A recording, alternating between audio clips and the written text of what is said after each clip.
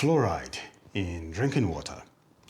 Some people are worried that it might be affecting the intelligence of their child, because researchers in several recent studies seem to think so. The most recent study by Hale and colleagues was published in the Journal of the American Medical Association in the first week of this year, 2025.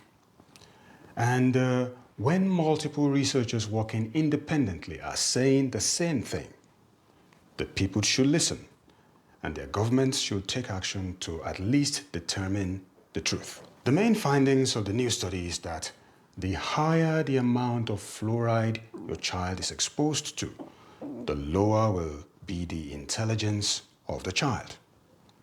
Although the new study looked at many different ways that children can be exposed to fluoride, public debate in the United States has focused on banning fluoride in drinking water. This episode of Basic Hale is a critical review of the most recent study on how the quantity of fluoride in drinking water may affect the intelligence of children. We do this critique because we like to verify as much as possible if the methods of the researchers were above board, and more importantly, if it is necessary for people and their governments to change their public water fluoridation policy because of the results of the new study.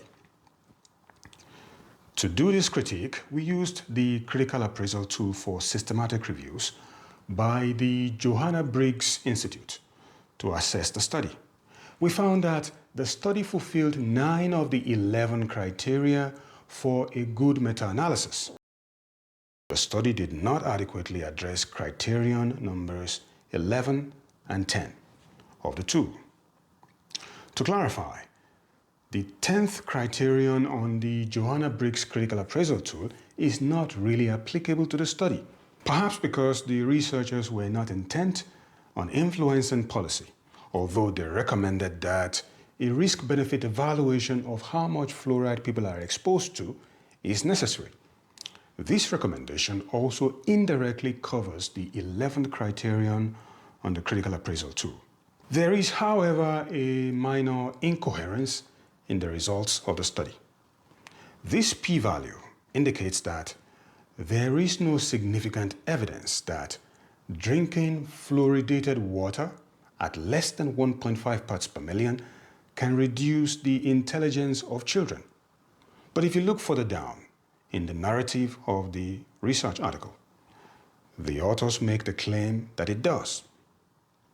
Apart from this minor erratum, it seems to be a very well done study. And this leads to the second issue that I wish to address in this video. The question is, should countries that add fluoride to tap water stop doing so? And if you are a parent or a resident of an area that supplies fluoridated water to your home, should you lobby your representatives in government to make laws to ban water fluoridation? The short answer to these questions is no. There is no evidence in the study to make this change. It is currently a contentious debate that may have some political impact in the United States. For example, one of the reasons given by more than 15,000 American doctors in a petition to the Senate to reject R.F. Kennedy Jr. as a candidate for the health secretary is because R.F. Kennedy recently made public statements regarding his desire to ban fluoridation in drinking water. But let us get back to the reasons why I consider that this new study does not present adequate evidence to stop public water fluoridation. Number one, the new study does not say that adding fluoride to tap water is bad. In fact, many studies in the past have shown that teeth that frequently come in contact with fluoride are less likely to suffer decay. Now, the source of the fluoride does not have to be water alone, because food and dental hygiene products also contain fluoride. But in areas where natural sources of water are low in fluoride, it might be sensible to add fluoride artificially to public water.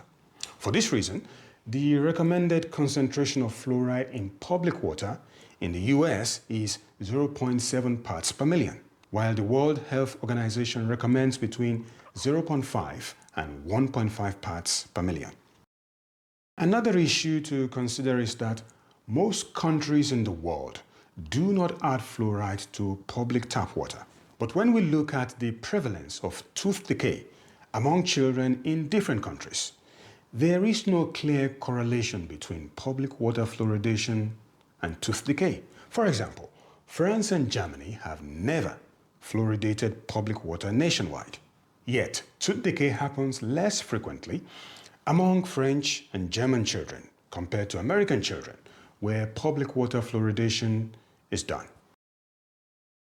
On the other hand, public water is fluoridated in both the United Kingdom and the United States, but the prevalence of tooth decay among children in the UK is very low compared to American children.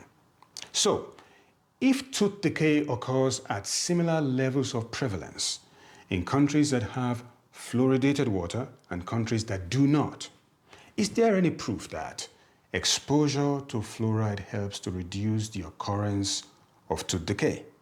The answer is yes, because many studies have shown this to be true. However, as mentioned earlier, people are exposed to fluoride in many ways, in food and drink, toothpaste, mouthwash, and at the dentist. So, adding fluoride to public tap water may be necessary only in areas where natural sources of water are low in fluoride. It is also important to know that even if your teeth are exposed to adequate amounts of fluoride, eating a lot of sugary foods combined with not brushing your teeth frequently enough will still cause tooth decay.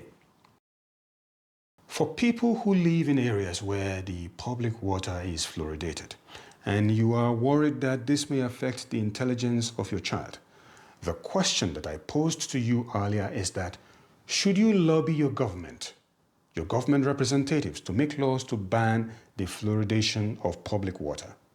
Well, it depends on your situation.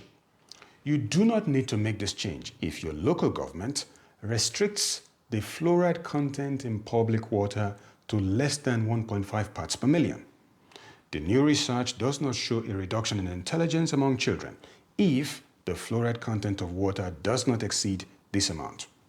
On the other hand, if the fluoride content of drinking water in an area exceeds 1.5 parts per million, the children may show reduced intelligence. So, to conclude, if your public water is fluoridated, ask your city and town council for the concentration of fluoride in your water. Thank you for watching. This is Basic Hale.